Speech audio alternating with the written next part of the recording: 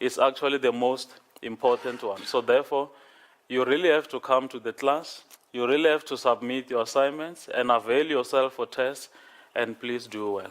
I said I'm available for any questions or any assistance. I am here. So that 70% really we have to go full scale and achieve that. Okay. Okay. It will come. Okay.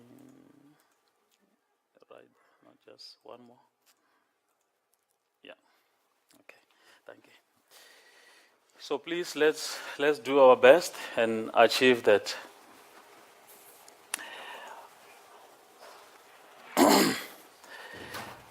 Let's conclude this, then we can start with our lesson. Well, the broadcast sessions, like we are going to meet every Wednesday, 7:30 to 9:15. Let's try, by all means, to be in time. I know it's not easy. I'm not saying that because he just walked in, but let's try to be in time, all right? I will be sometimes a minute or so, but then I will try by all means. The study materials, same as 112. We are still busy with a primer of Biblical Greek by N.C. Croy. And that's the handbook we are using so far. We are not touching any other thing. We are still laying the foundation. Okay?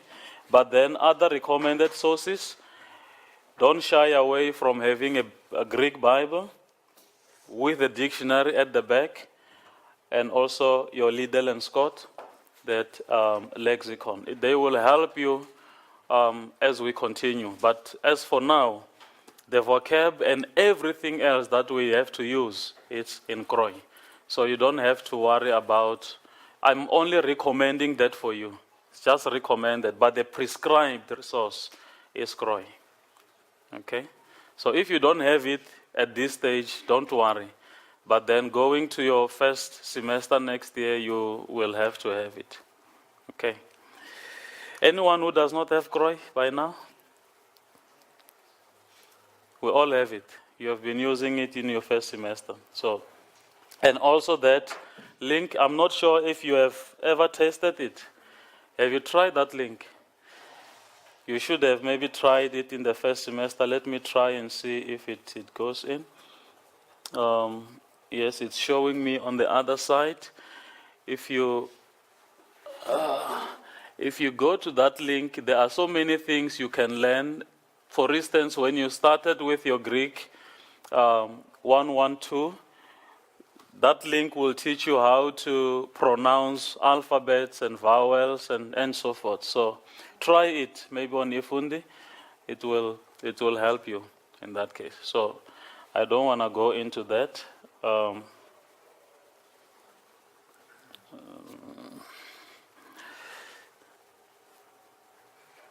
not sure now how, because it's double screening.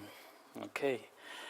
So that's actually all that I have in terms of the information. Anything else that you want to know regarding this module before we get into lesson 13? I want to try and be slow so that we go together. I don't see our interpreter today. The guy who was being helped, are you okay? Who is that? Will you be fine? Okay. Okay. Any question regarding the module? How are we going to work and so forth? Mm-hmm. Is there a study guide? I probably missed something like that. Come again? Is there a study guide? Because I probably missed that. Yeah, you missed that. Yeah, on Ifundi, you go and type study guides. Then you go into GRKS121. You will get the study guide, or the study guide mode. It's just a brief. It's a summary of what the module is all about. Okay? And if you are on Ifundi already, you should be accessing your time schedule now, or your class schedule. What are we going to do when, and everything else, all the details. I just checked Ifundi. We're still not in the start. You're still not? Yeah, No, there must be wrong with the system because I loaded you. That's why I circulated that list when you were writing a test. So you provide me with your your student numbers. Only other two guys who gave me later on, then I added them also. I will check with the system. Okay. All right, shall we proceed? Okay, let's go to lesson 13 then. I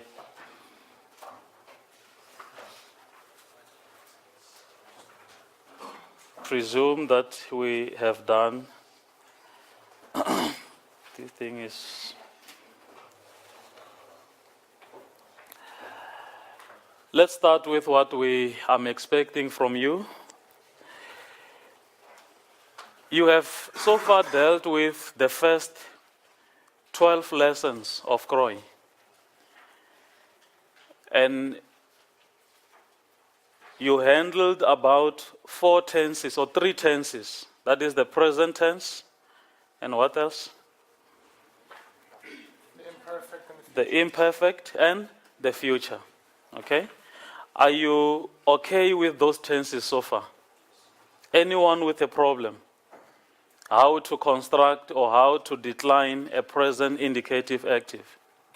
Can you decline that for us? Ginosko in a present indicative active. I'm not going to ask you Luo anymore. Yeah. Yeah. Yeah. I want all 6.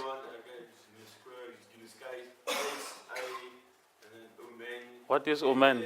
What is Omen? No, I don't want endings. I want the declension, the conjugation of Ginosko. Say it all.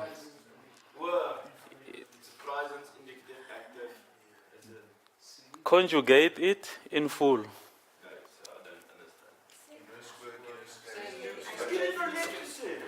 No, you're only giving me the endings. So it's Ginosko, Ginoskeis. I know he knows it, but I want to train you to say it all. It helps you. It helps you keep it in your mind.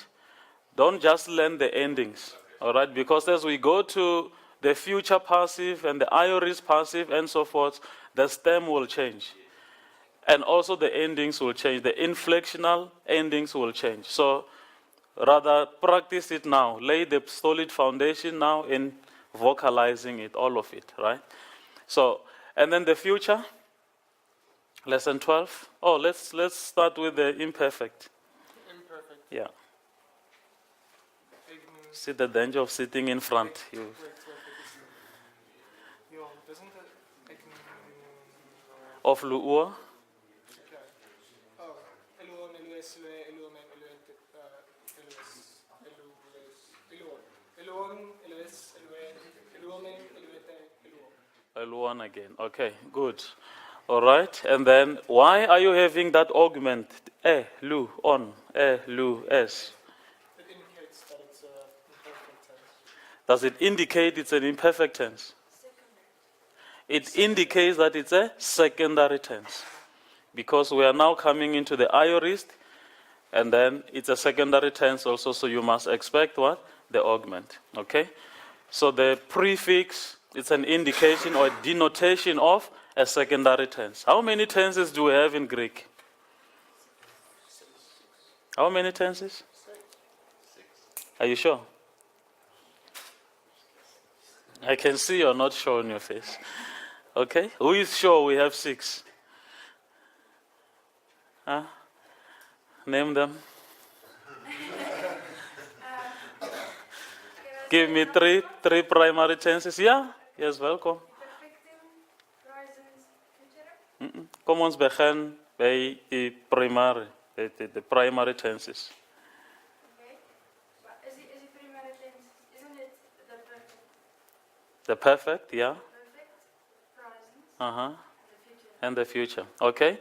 Who can name the 3 secondary? Perfect, aorist, and perfect. Okay. So, are you sure of that? Anyone with a problem there? Anyone who is not sure of what we are talking about? Anyone experiencing this as Greek? Are you okay? So we have 6 tenses, right? 3 primary tenses and 3 secondary tenses. Okay. Now, with the future, I'm just doing the revision just to bring us back to where we're supposed to be. The future tense, who can decline that? Luso, Luceis, Lucei, Lusomen, Lucete, Lusosin. Good. All right. And that's our future. Any problem there? We're still cruising. Okay. Now we have taken off. There's no landing. If you try to land now, you crash. We just have to go. All right? So please, if there's any problem, stop me, then I will address that. Let's come to lesson 13 then. I'm introducing to you the secondary tense. We have dealt now with the imperfect tense, which was the first of our secondary tenses. Secondary tenses. Now we are coming to the second of the 3, which is the aorist indicative active. Have you ever heard of the aorist? The aorist? Where? A few people know. From few people. My father's a theologian. See, from? My father's a theologian. Oh, okay. Who is that? No, he's not here. He's in Canada. Okay, all right. Good. So the aorist tense, it's still a secondary tense, right? So then now we have 2 primary tenses. We have dealt with 2 primary tenses, and then now this is the second of the 3rd in secondary tenses. So we are going 2-2 now, all right?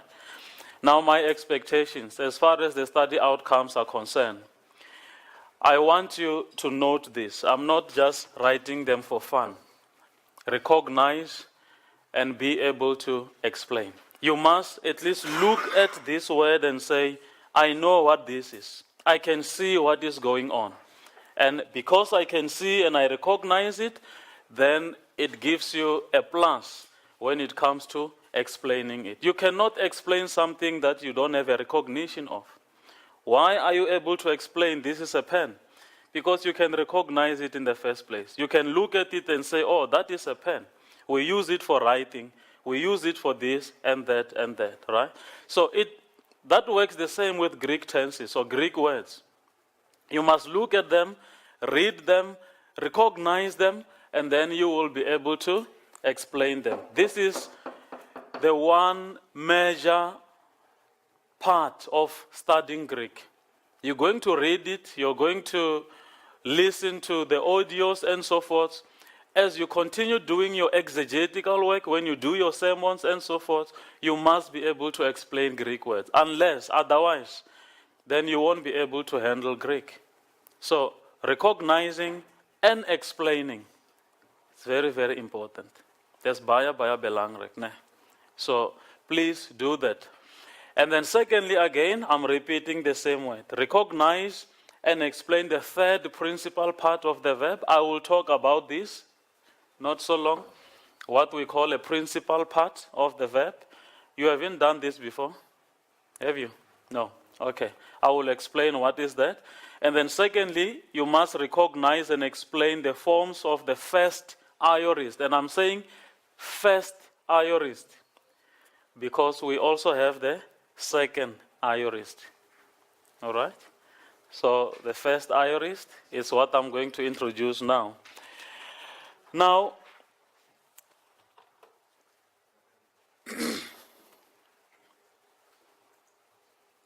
recognize and explain the forms of the first aorist, middle. Just like in the primary tenses, when you learned about the present tense, you had the present indicative active and you also had the present middle or passive form, right? So that counts the same also with the aorist. Recognize and explain forms of the first aorist, infinitive. And lastly, okay, before I continue again, I want to be slow. Just note all those things.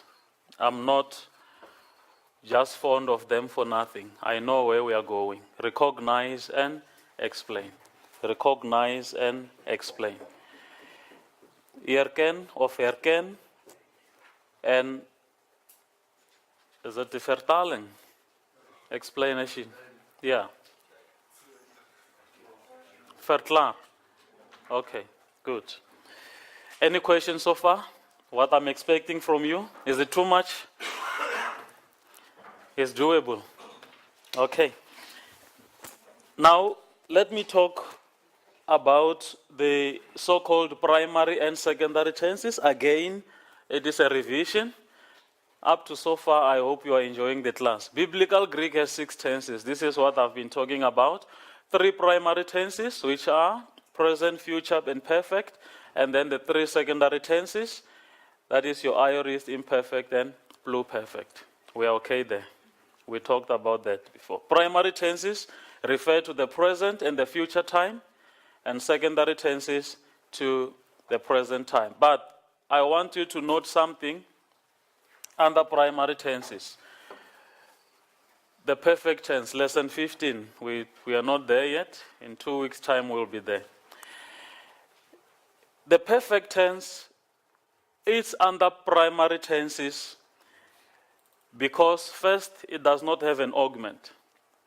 But in terms of its denotation, the time is in the past. It actually denotes an action in the past. But the consequences of that action done in the past continues to the present. And that's why we are listing it under primary tenses. Are you getting what I'm explaining now? The perfect tense will denote an action done and completed in the past, but the consequences of that action continues to the present. For instance, in Ephesians chapter 2, verse 8, Paul says, we have been saved by grace. That verb there, we have been saved, of soizua, it's in the perfect. It tells you this salvation is not something that is done and dusted. All right? It's done and completed in the past, but its consequences continues to the present. That's why you have to live up your salvation now. You have to show you are saved now. It's done and concluded in the past, but then the consequences continues. You understand that? So that is the perfect. What the perfect is all about. And that's why we are listing it under primary tenses. And if you don't know your perfect tense, how are you going to preach this kind of, how are you going to tell your church this kind of thing? You understand that? So if you're reading your Greek and you see now this is a perfect tense, oh, the perfect tense, something done in the past, but then it continues. The consequences continues. And then now your church understands well. What is salvation? Christ died.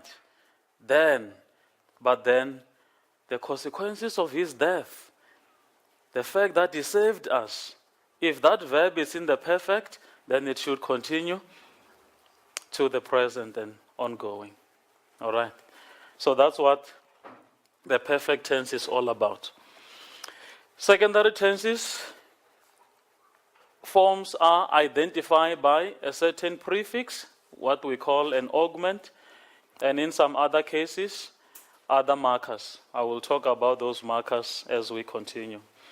The tense you will learn in this lesson, that is the aorist, it will denote a simple or an undefined action in the past. When I say I kicked the ball, that's just a simple past tense. That's what we mean. That's the aorist. Okay? If you say I have kicked the ball, that's like perfect. Or I had been kicking the ball. That's pluperfect. Okay? So therefore, when we talk about the undefined, just simple or undefined action in the past, we talk about the aorist. Somewhere in your book, they will tell you what aorist is, not defined, in page 72. That's what we mean. So, aorist tense will denote a simple action in the past, done and concluded. Okay? Are we still together? I do a lot of explanation before we get into the Greek itself. Right, let's see what we have in store. My slides are just falling, all of them. I don't know why. Now let me talk about the principal part of the verb.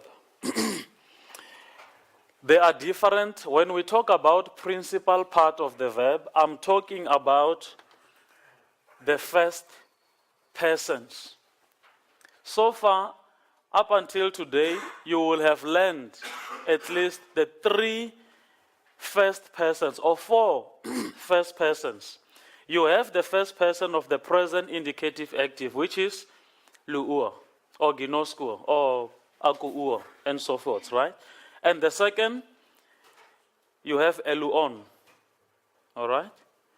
And the third one, you have lusua, of the future. And then today we will be dealing with the 4th. But this is not the principal part. I'm just still giving you an example of the first persons.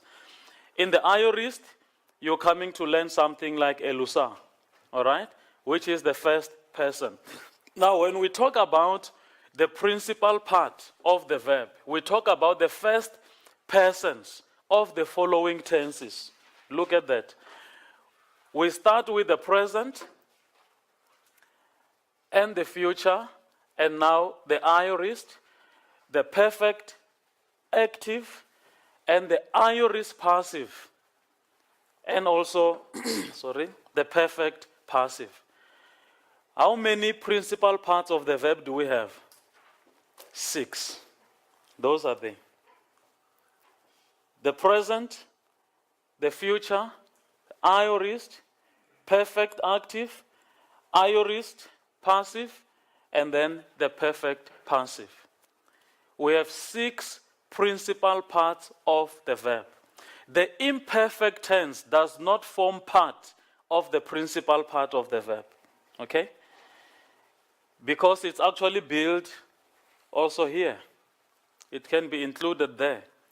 But then, when we talk about the 6 principal part of the verb, we talk about what I normally call a horizontal conjugation. What you have been doing so far is a vertical conjugation. The lu'o, lu'es, lu'ei, lu'omen, lu'ete, lu'osin. That's what we call a vertical conjugation. I might now give you a verb and say, I need a horizontal conjugation of this verb. You understand that? Yeah, when we do vertical, obviously you will also do horizontal. You should have known that. Okay? So I will ask you to give me, but anyway, not now. Once we are done with all the tenses. Once we are done with all the tenses and all those aspects, then I will ask you to conjugate a verb horizontally, or give me the principal part of the verb. And we are going to practice that today after introducing the aorist indicative active. And you'll see how nice that is. You will enjoy it. Okay. Secondly, the aorist indicative active, the first person, forms part of the horizontal conjugation of a verb and can be referred to as the third principal part. Why third? Which one is the first? Present. The present. The second one? The future. The third one? The aorist. So we have now 3. We are still going to the perfect active, the perfect passive, and the aorist passive. Okay? We have so far done the vertical conjugation of the verb. Sometimes you will be asked to give a horizontal conjugation of the verb. That's what I've been saying. This must be studied and, if possible, memorized. There's nothing more I can say. If you can't study it and get to know it, just try and force it to your hard drive. Force it to your hard drive. You know your hard drive? I'm not talking about this one. I'm talking about this one. That's your hard drive. So many gigs and capacity. I mean, from grade 1, you have been memorizing things and your hard drive doesn't get full yet. You're still learning. Okay? So, any questions so far? You know what we call a principal part of the verb. the horizontal conjugation, the first persons of the present, the aorist, the present, the future, and the aorist, and the rest that will follow. Any questions so far? I'm a very slow teacher, but I mean what I say. Each and every word I say, please, I'm not decorating my speech. I mean it. Remember that. Okay? Any question? Please don't shy away asking questions in the class. There is no stupid question in my class. Any question counts, and it is meant to help all of us. Enige vraag? Are we okay? We proceed. All right. Now, sorry for that bulk of information.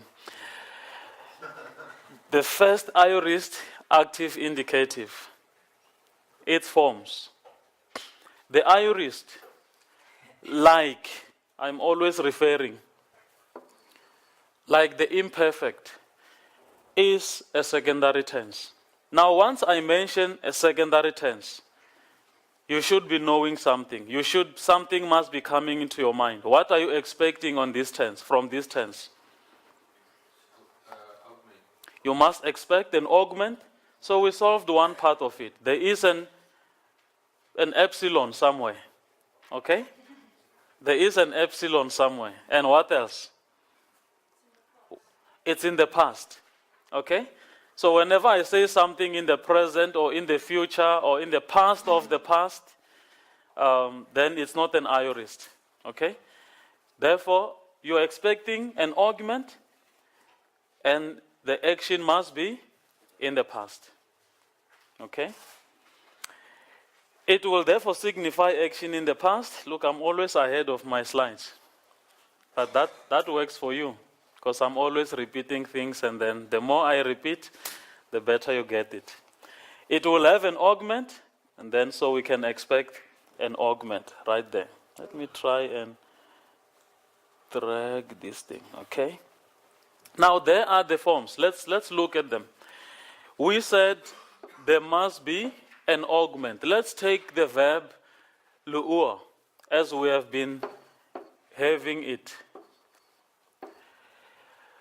Now the main or the chief marker of the aorist is the sa suffix. Please remember that. The sigma, the sa suffix. Where is it? There we have it. Now we are going to remove the ua of the present and then put the sigma, the sa suffix of the aorist. And that's how we form the aorist indicative active. So we start in our first person, we have elusa. Second person, elusas. Third person, elusen. What do I mean by this? What does that mean? That ni in brackets, did Frederick say something about it?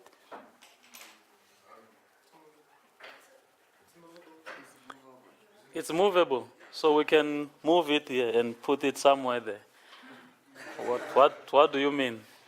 If the following word, It's not enough to say it's movable. Yeah. if the word following iluse would start with a vowel, then the movable noun would replace that. Must be there. Yeah, to avoid the hiatus.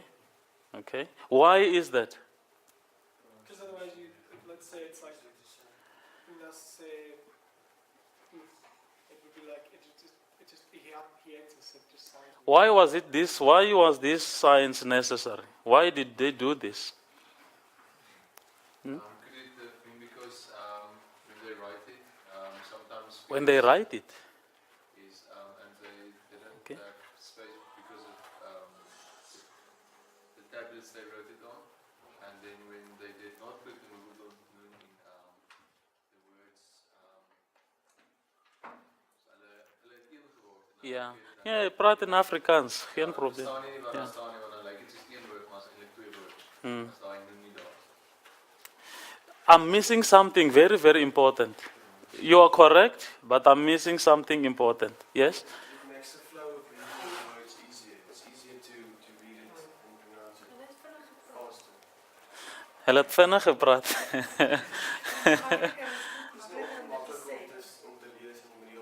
It's you still telling that's correct, but we are missing the most important thing about it.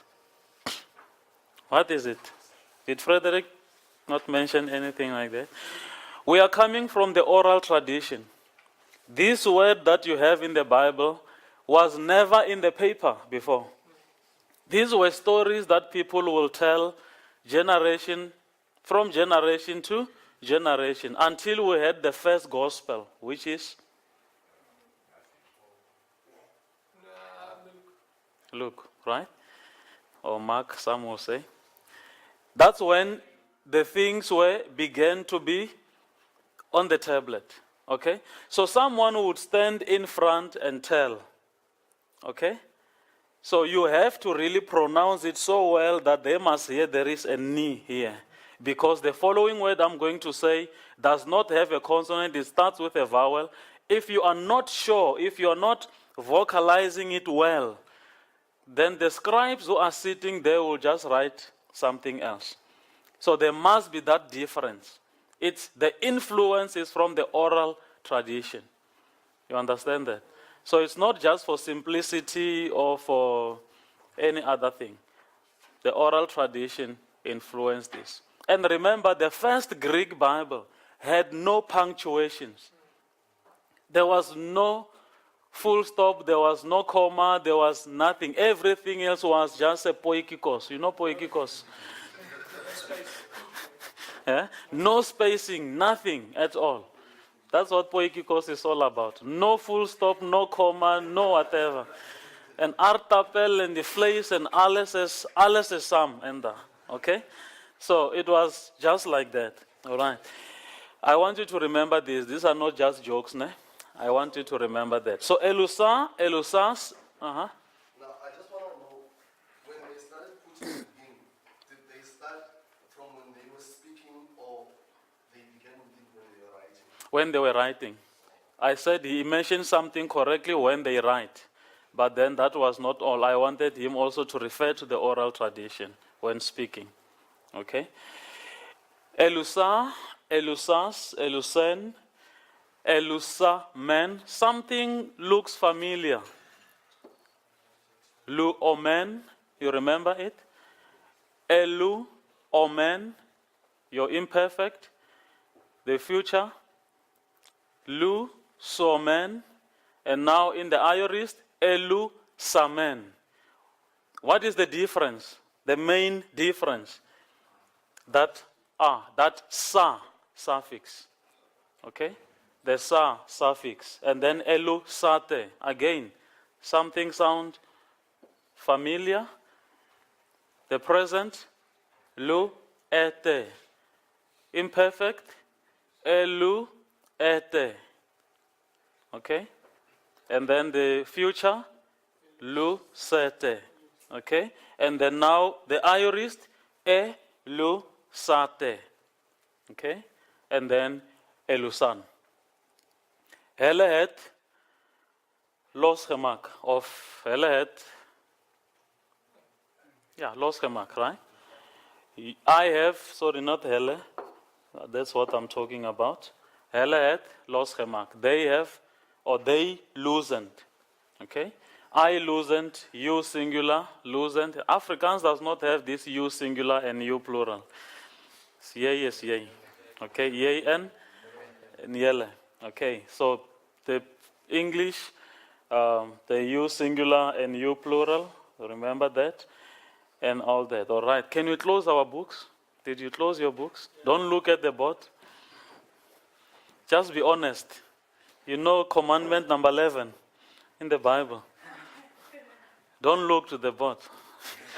Thou shalt not look to the board. Can you conjugate? Elisa, Elisas, Elise, Elisamen, Elisate, Elisam. Good. You You have been quiet. Welcome to the class.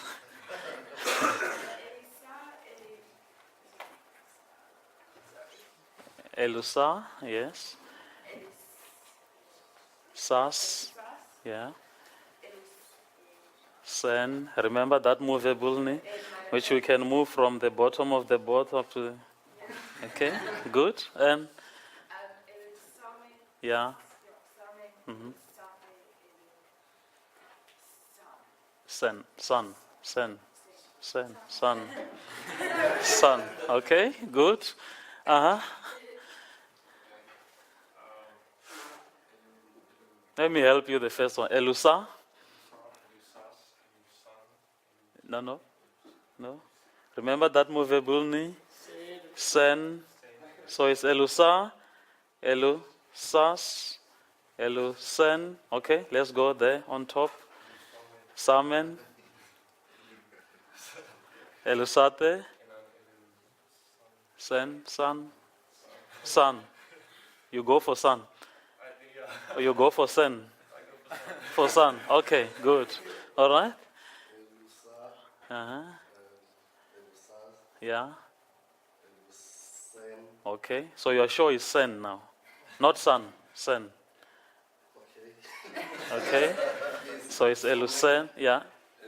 Elusa. Sa. I don't want to hear so. Elusamen. Okay. Sate. Okay. Elusan.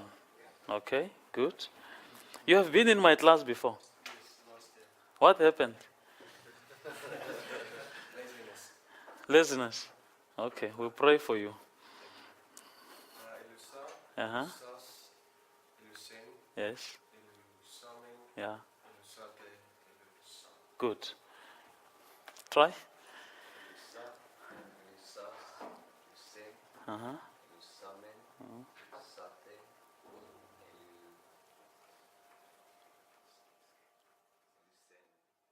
Sen or sun? You mentioned sen already, so it can't. Yeah, just to be fair. Okay. Let's try. I'm sorry just to be pointing at you. I still have to learn all the names, right? Unless few of the guys who have been in my class, I can remember their names. Your name again? Martin. Okay. You said Martin, right? Okay. Continue.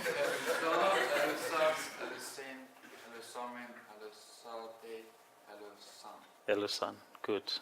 All right. Elusa, Elusas, Elusen, Elusamen, Mhm. Elusate, Elusan. What's your name? Marian. Marian. Okay. Martin. Marian. That's why you're sitting next to each other.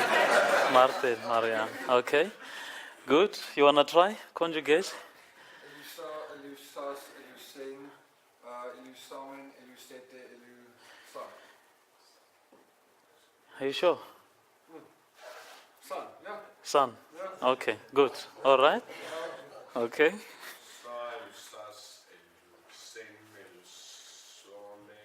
I don't want to hear so. We're dealing with the aorist. Sa. All right. So let's start. Elusa. Yeah.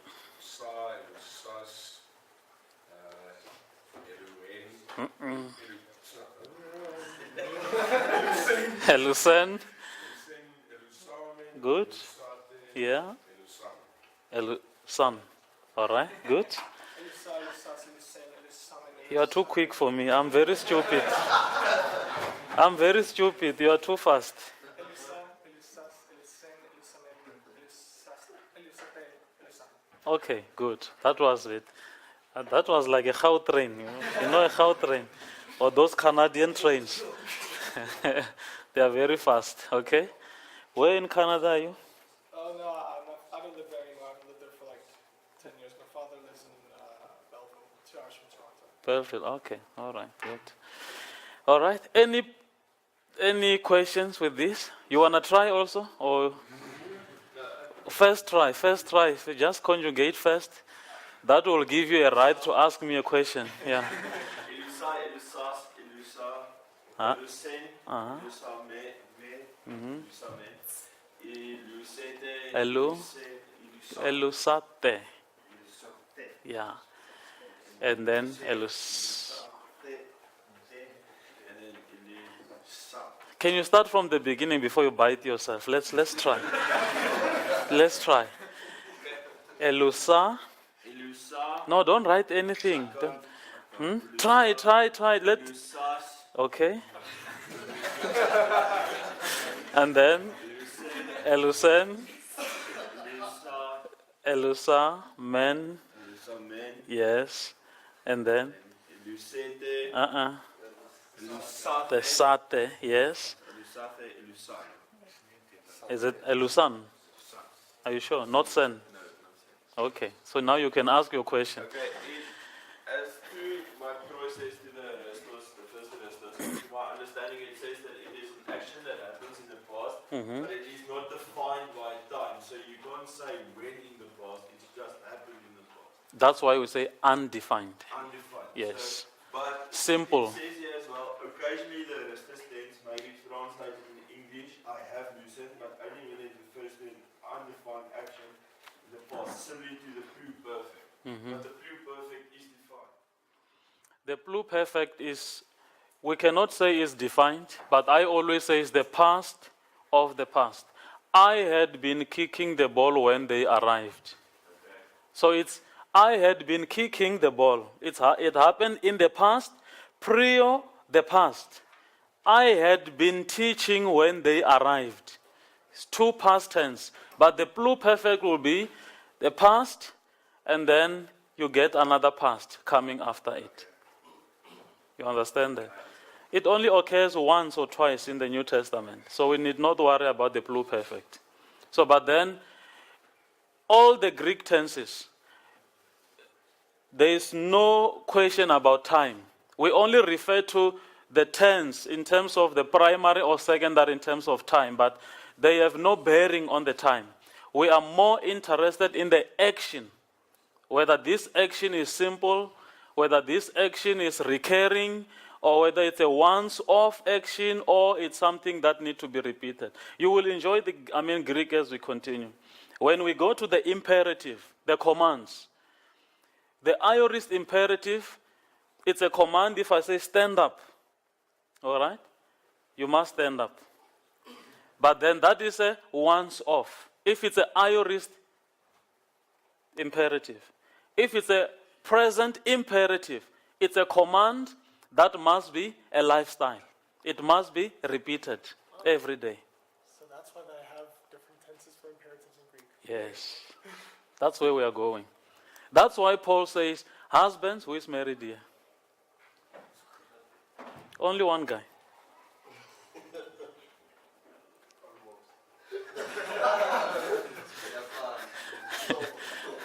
It's not almost. So we're still all, okay, so fine. Husband, love your wives. Or children, obey your parents. You go and look at that imperative, it's a present imperative. All right? It's a command that must be repeated. It must be your lifestyle. But there are commands that are not, you need not repeat them. They're just once off. So you cannot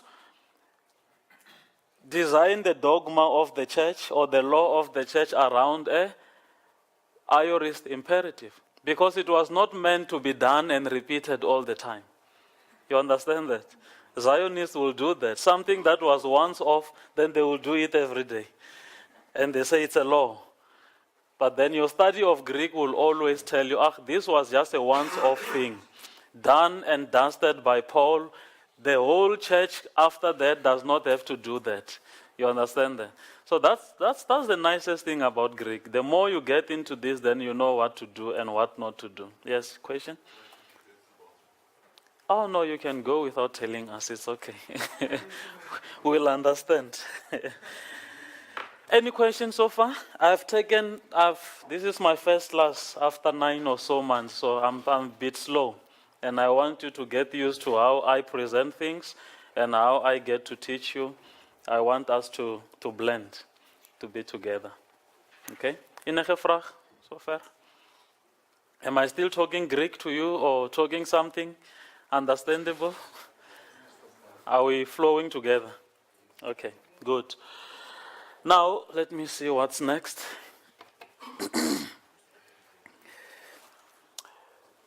Well, the forms of the middle, I want you to learn them. I won't waste time on that. Whatever I have said with the aorist, the elusas, applies also here. The time and everything else. But the only difference is, what are we talking about when we talk about the middle? It's reflexive, okay? It comes back to you. I have loosened myself. It's always myself, okay? It comes back to you. That's all I can say about the middle. Any question? I just want us to do some few exercises together before. And then the the infinitive, the form of the first aorist, infinitive. What do you know about this? The infinitive.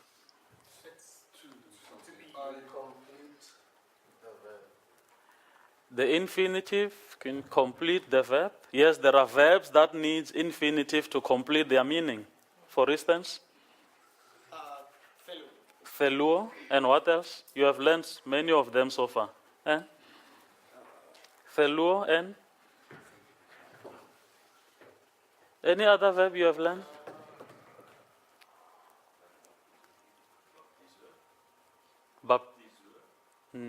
No.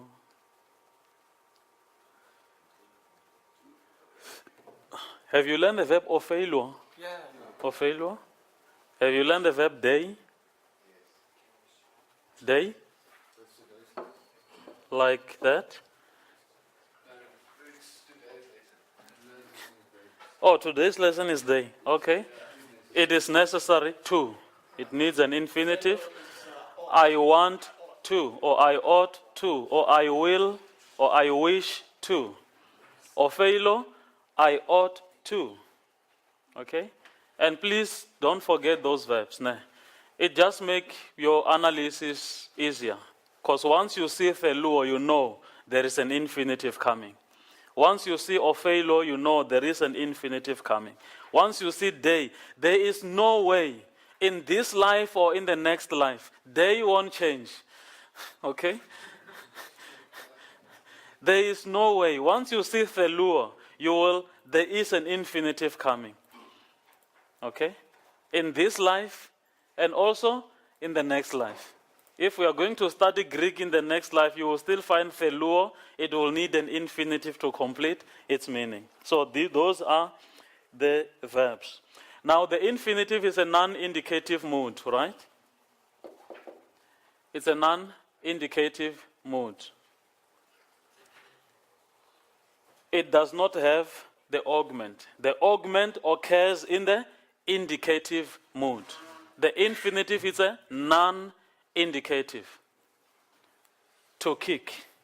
What is that? Does it indicate something? Just an infinite, okay? To cry, to write, to sit. Those are infinitives, okay? And, okay, learn the form, lucai, and also the middle form. Many a times, students make a mistake. Whenever I give you a Greek, and I've even heard scholars in conferences saying luo means to loosen. That's nonsense. Okay? I've heard even scholars, professors and so forth, and I get to be stubborn and correct to say if you're a Greek teacher or you're a Greek student, luo will never mean to loosen. Luo means I loosen. But luein means to loosen. I read it like that. Come again? I think I read it like that in the test. Yeah.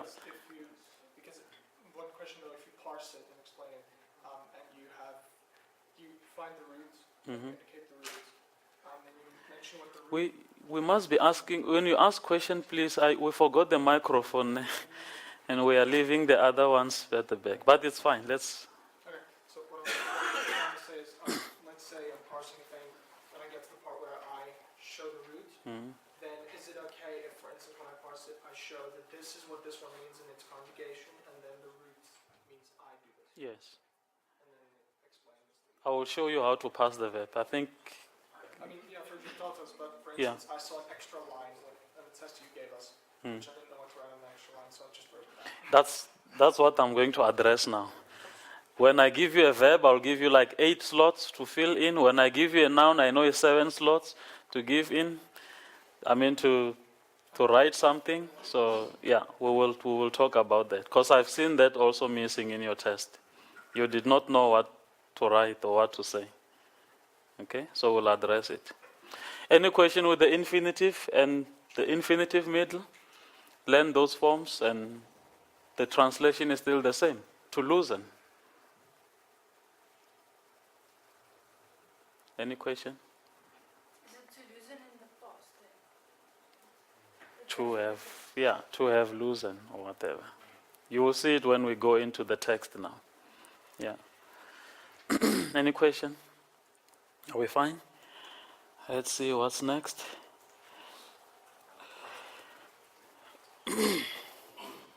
I love this class because it's long enough. Okay, how do I analyze a verb in the aorist? Now, you have 8 things to say or to tell me. We start with the formalities. You tell me the time, the aorist, and then it's indicative, and then you tell me whether it's active or passive, or is it middle, and then you have the person ending,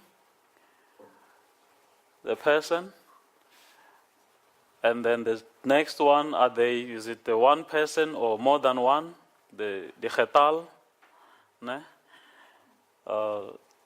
What is singular in Afrikaans? Enkelvoud of meervoud. And then the dictionary form. Is it the woorden? Yeah, the woordenboek form. What we call a lexical form also, the lexicon. And then you tell me the meaning of the dictionary form. And I'm emphasizing that. The meaning of the dictionary form. Let's look at this.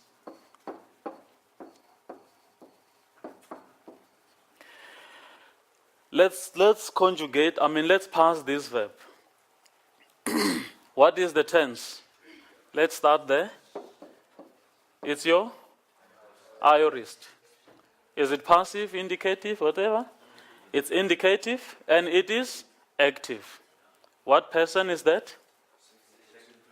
It's a second person. What is the getal? What is that? It's plural. And then the dictionary form of luur. What does it mean? I loosen. So in point number 7, I don't want to hear the translation of that. I want you to tell me the meaning, not the meaning actually, the gloss. No, meaning it's something else. The translation of the dictionary form. It means I loosen. Okay? And then the 8th indicates also that an aorist tense convey a simple or an undefined action in the past. Now, once you have dealt with these 8 aspects of the verb, now you go into your text with this analysis, and now you can go and translate that. I only want to see the meaning of that as the application of your analysis when you translate and put the final thing on paper. Now you are going to say, you, plural, loosened. You understand? But in your analysis, I want to know the meaning of the lexical form. What is its meaning in the dictionary? Not meaning. So I'm just using meaning because that's the easier way to say it. So, just to know, in the exam, in the past tests, when we got to pass explain, and Frederick said to us in the beginning that he gives us 1 mark for if we get everything right, and then 1 mark for the explanation. Are you going to do it the same way? Now, for me, every aspect counts. So if I ask you to pass the verb, I give you all 8 marks. And if you get one incorrect, If you get one incorrect, only that one will not count. Yeah. I have a good reason for that. We're still going into complex stage of Greek now. Okay? So if I will just crush you out by your first attempt, then no one is going to pass.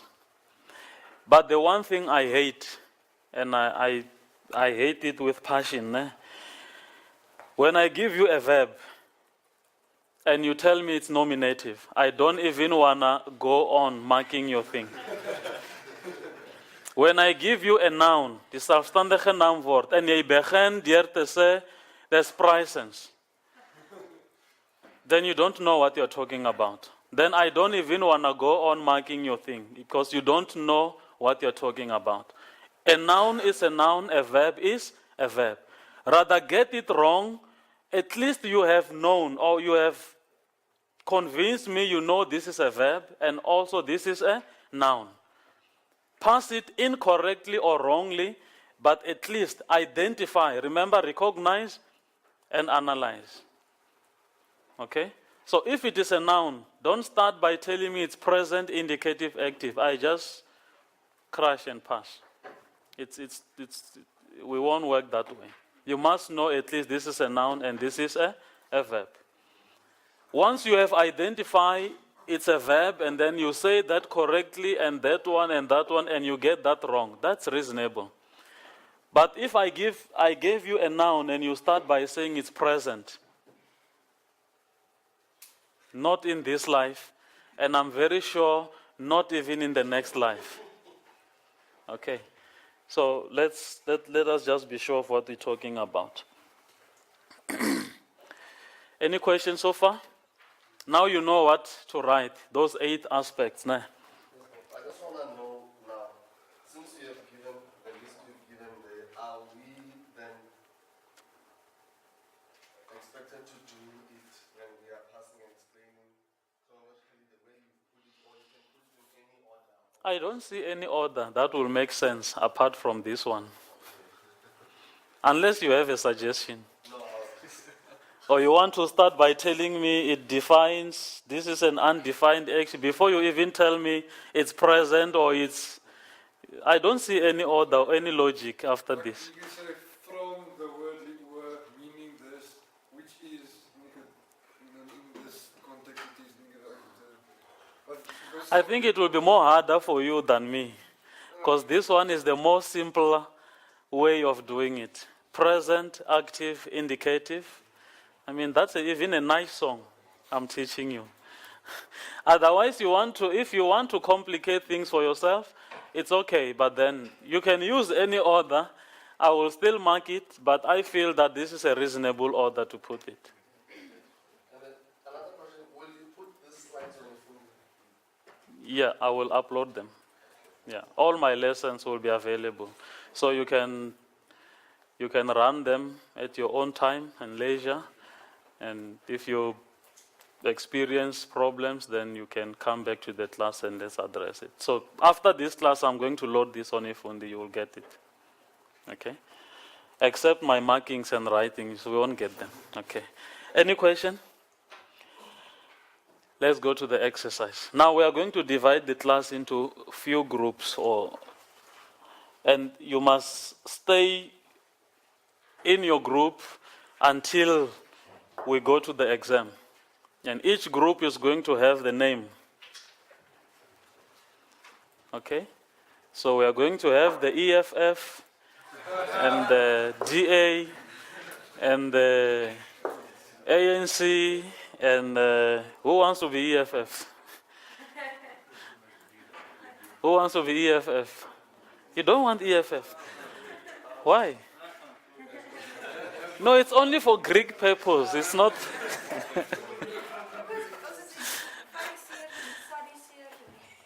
Is it? How many groups have you had in your 112? Did you have groups? it was personal work. Now we start with groups. So EFF, who wants to belong to the EFF?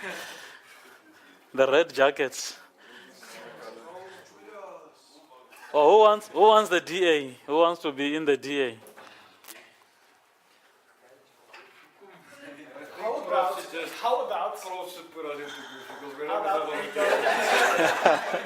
how about the Stoics and Epicureans? Okay. I don't want to sound biblical all the time. Like, why don't we The Stoics abstained. why don't we engage politics also in our class? Let's do politics in our class. And it will be interesting to have the EFF group and whenever we differ in terms of explanation and say the EFF is wrong, the ANC is right, or the DA is right, it will be fun. Not so. It will be fun. And it's only in the class. We're not taking EFF and ANC outside. Only here in the class, in the Greek class. Who wants to be in the EFF?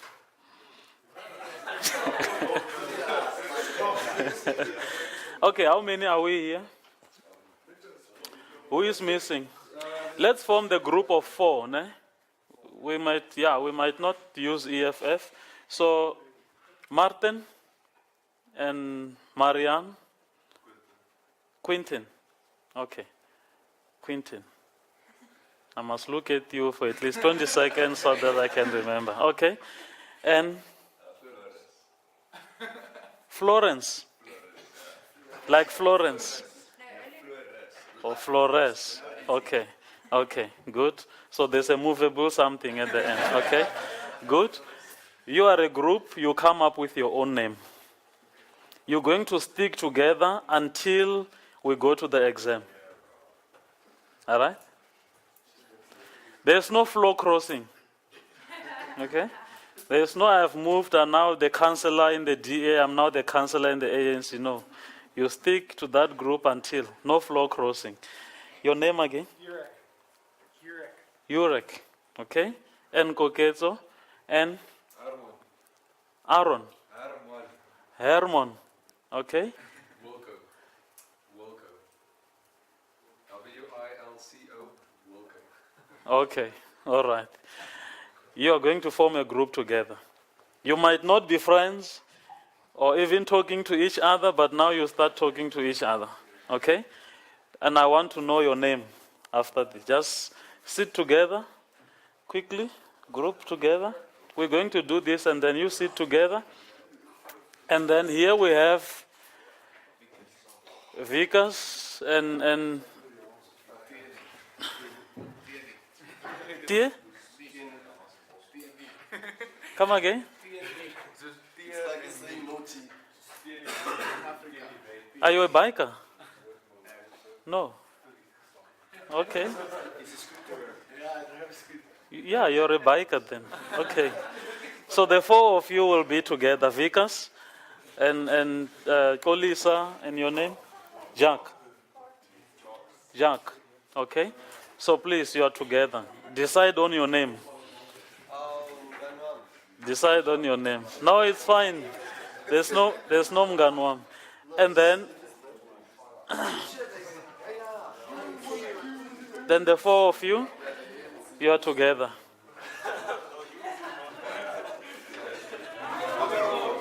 Adrian. Yako. And your name? I always pronounce it wrong because everyone says Shani. Okay. Decide on your name.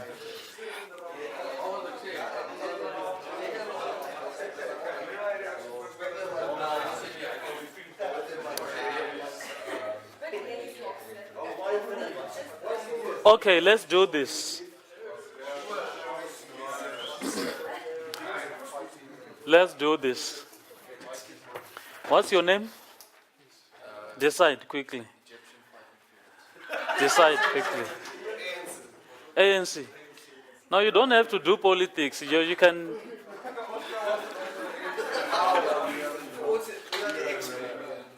Are you ANC? Or you can call yourself any name, but okay, decide on it. No, you don't have to go politics. Are you EFF? What's your name? Come again? What party does Pro vote for? No, I'm neutral. I don't. Okay, that's just neutral. No. Decide on your name. No, you can call yourself Pharisees or apostles or any name. Decide quickly.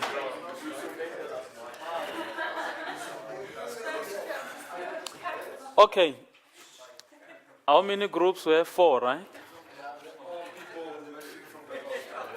Yeah, those who are missing, then they will form their own group when they come. But they will be their own group. You know the Egyptian fighting ferrets. So I'm calling you the pharaohs. Yeah. It has to do with Egypt, right? The pharaohs. Right? Just write it down for me. Someone can write the names of the groups down on the piece of paper so I can remember it. Must I put the members of the group on the Please. It's very important. This is how we are going to work throughout the semester. Remain in your group. And this is how, whenever you come to the class, this is how you sit together. I have Jewish blood, and now I'm in. Yeah, so you sit together as a group. Whenever you come to the Greek 121, I want you to be together as a group. This is how we are going to work together. We intermingle, we socialize. You can even go out to Fiori as a group to go and do your homework or your assignment. I won't pay for you, though you will pay for yourself. Okay? So please sit like that, and then let's socialize. Let's break all the barriers. Okay? We are a Greek class, and we enjoy what we are doing. All right? There is no race, there is no politics, there is nothing. We are just a Greek class, and we enjoy what we are doing. All right? So this is what I want. This is the spirit I want in the class. We work together. If one fails, we fail, all of us. If we all pass, we all pass. It all starts in the group. Okay? If one member of the group come and ask a weird question, then I'm questioning the group. What have you been doing? Okay? So you must help each other. You must get together and discuss. Let's go to exercise 89. I want to do that first sentence with you. Now, this is...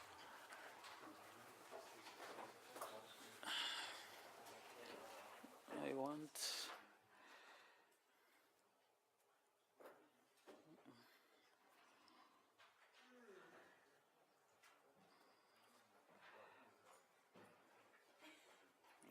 Come on.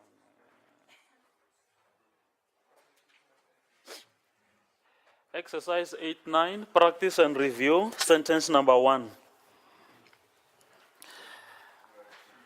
Sentence number 1. The pharaohs. You're supposed to be looking at each other. Work together. You are going to work together. I'm not important now. Don't look at me. You look at each other. Okay? I only know the pharaohs and the EFF. You stick to the EFF. Yeah? Which one is that? Die Kerkraad. Okay, good. So we have die Kerkraad. Lou Omen. Is that the group? I need a simple name. Can we keep it that way? Huh? He wanted the pink dolphins. The dolphins. The pink dolphins. Pink dolphins. He doesn't want the name. We'll go with the white lily. I will give you a name then. You are the Pharisees. You are the Pharisees. Write your names down and then and your group. You know Pharisees, they hardly get to agree. So, okay. And the Greek? So you are the apostles. Okay. So write your names and the name of the group. I want that. Before we leave this. This class ends at 9:15, right? Okay, good. Let's just do that one sentence. And then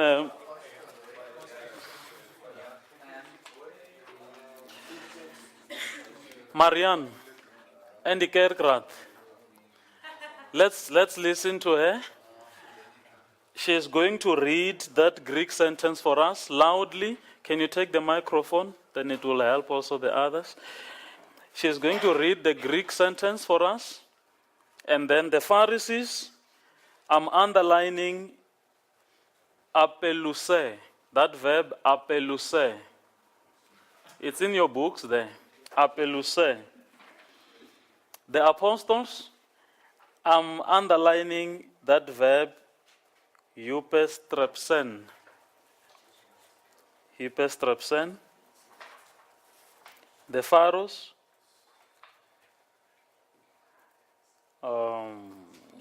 hodidaskalos. I'm underlining that and I'm giving it to you. And then the Kerkrat, I'm underlining ton ochlon for you to deal with. Now, but Marianne is going to read the sentence for us as we listen. Before we start working, please, let's listen to her. Read. Tuteo didaskalos apeluse ton ochlon kai upes triufen Straps. tripsen eis ton oikon autu. Good. Did you hear her reading? That was good.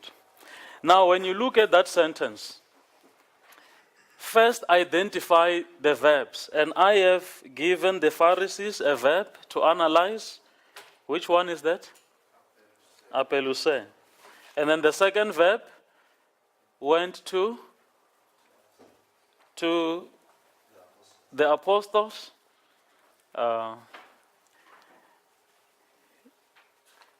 Judas Iscariot was not part of the apostles, right? He was dead already. So there's no Judas there. Okay. And there's no Thomas. You know what Thomas does? Thomas is always doubting him. Okay? So we have Bo Peter and all that. And they are talkative and active.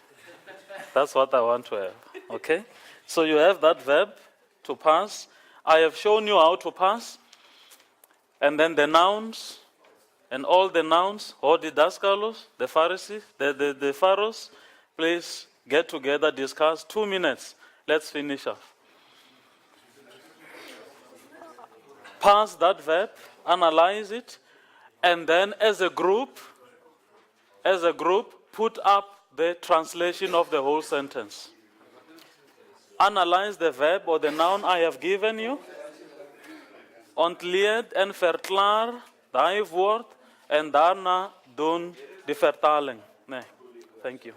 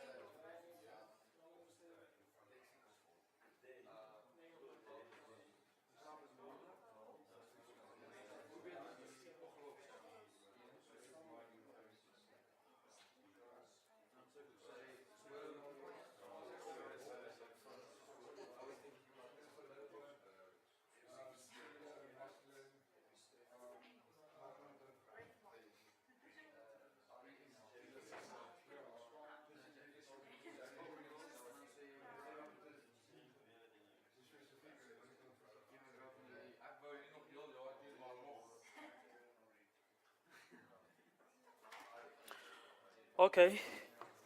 Let's.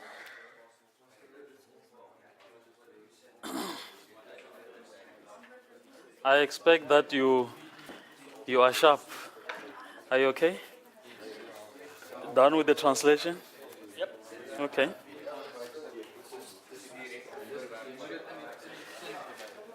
Are you done with the translation? Are you done with the translation? And the passing? Okay.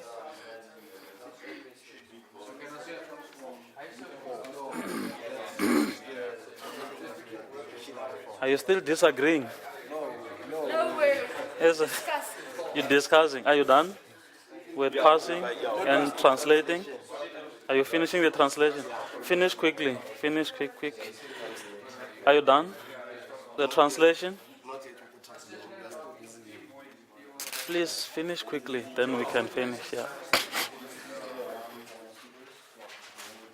Prof, can I ask, when we explain the accusative, can we just say the accusative shows the direct object, or should we say the accusative?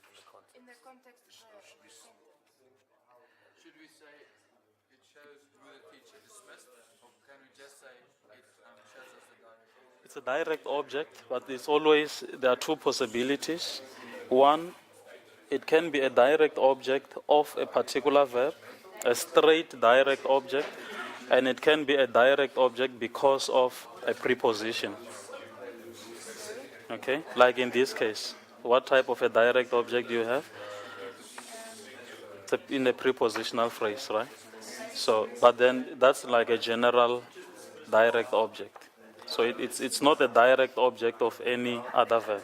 It's not like I kicked the ball. You understand? So you can just say it's a direct object at this level. Yeah. Okay. Okay, our time has run out. Let's just do this together.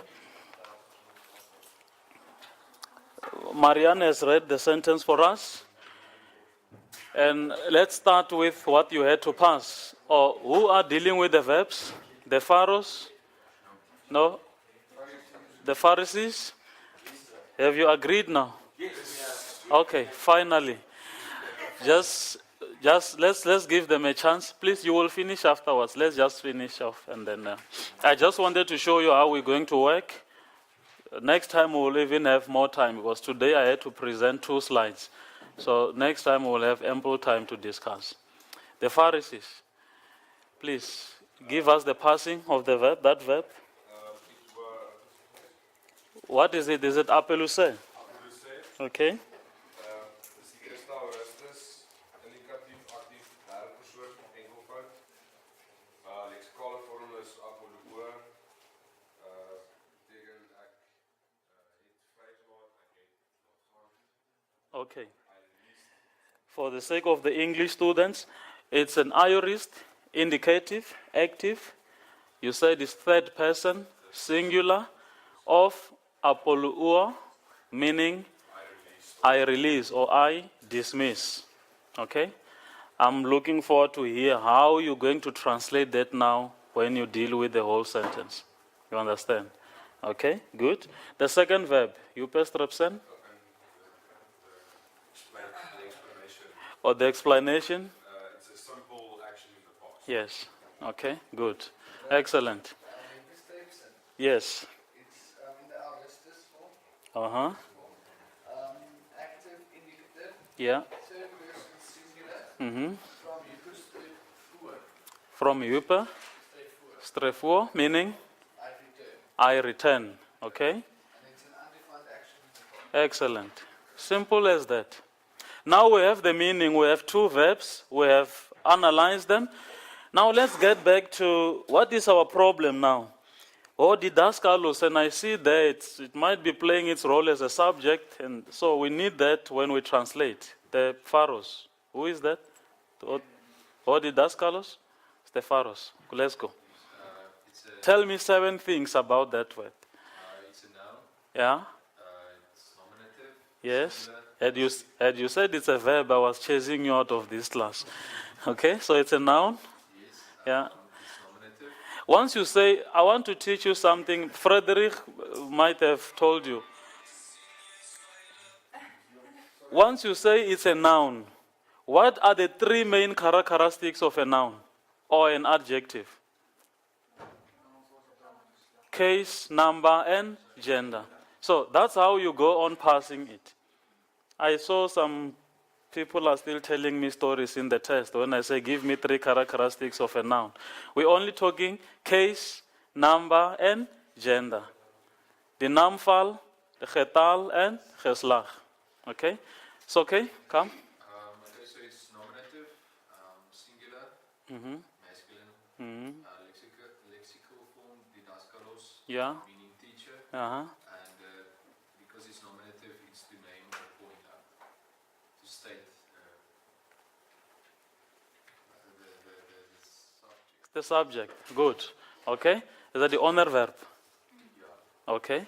The object is the foreverb. Nah. Okay. Good. So we have our subject, right? And then the kerkraat. They take decisions.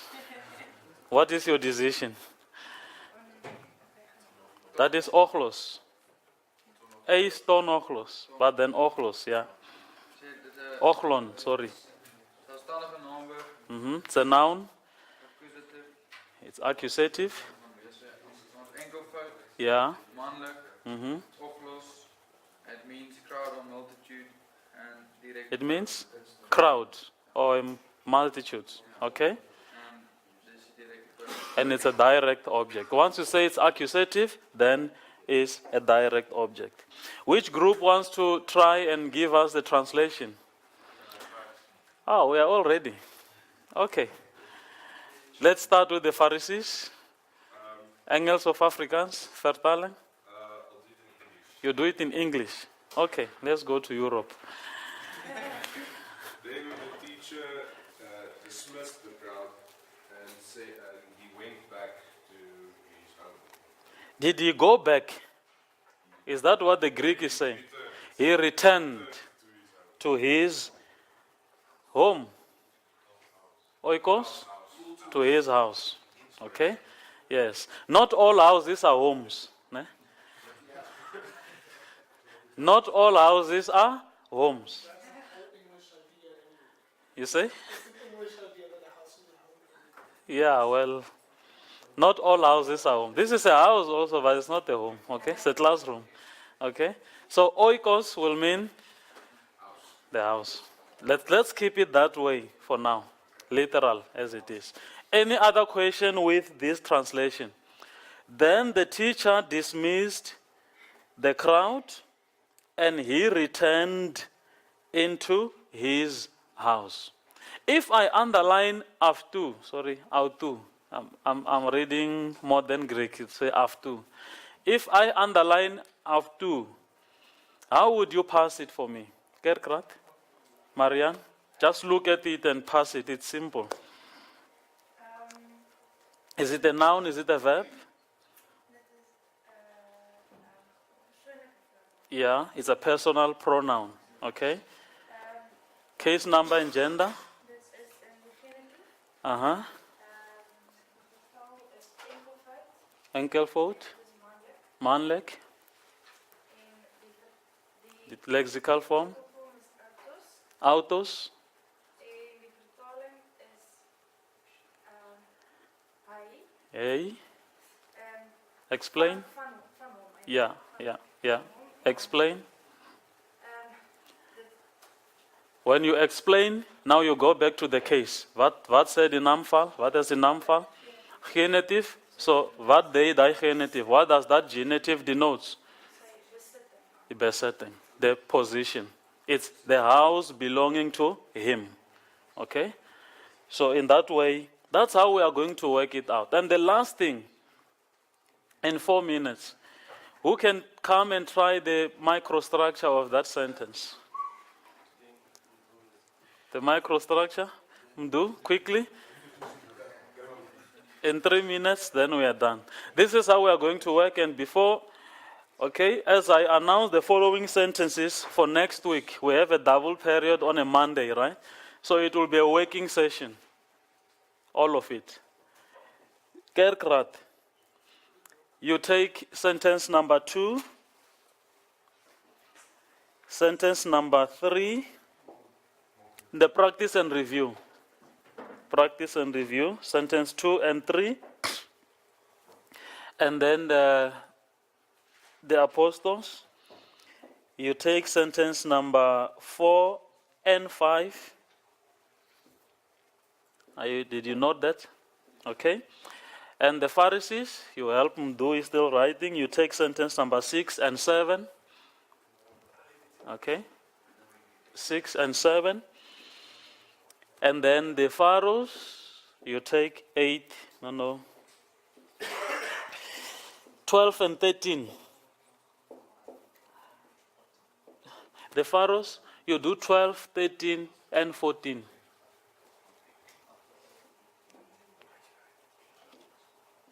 It's a lot of work, ne? We are still going on with the New Testament at LXX. Okay? Kerkrad, I'm coming back to you. You do sentence 3, New Testament, Kerkrad. Sentence 3. Apostles, they are still discussing their missionary journeys.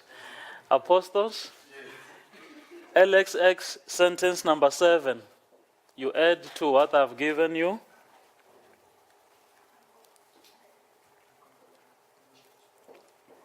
Pharisees, LXX, sentence number 5. The Pharaohs, LXX, sentence number 11. Kerkrat, New Testament, sentence number 1.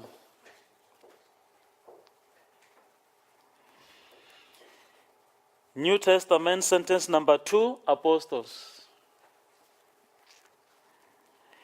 New Testament, sentence number 3, Pharisees. We have sentence 3 of New Testament. Come again? You gave us sentence 3 of New Testament. That was LXX. That was LXX. Sentence number 3, Pharisees. All right. The Pharaohs, sentence number 4. Yes, and then we will be done. Remember, this semester we are not doing any English to Greek. We are not doing any English to Greek.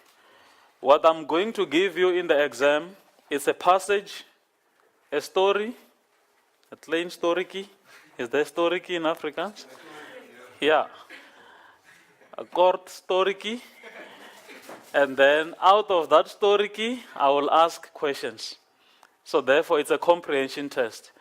I'm testing you on reading at least a passage and see if you understand what is going on in the passage. And then I will ask you questions.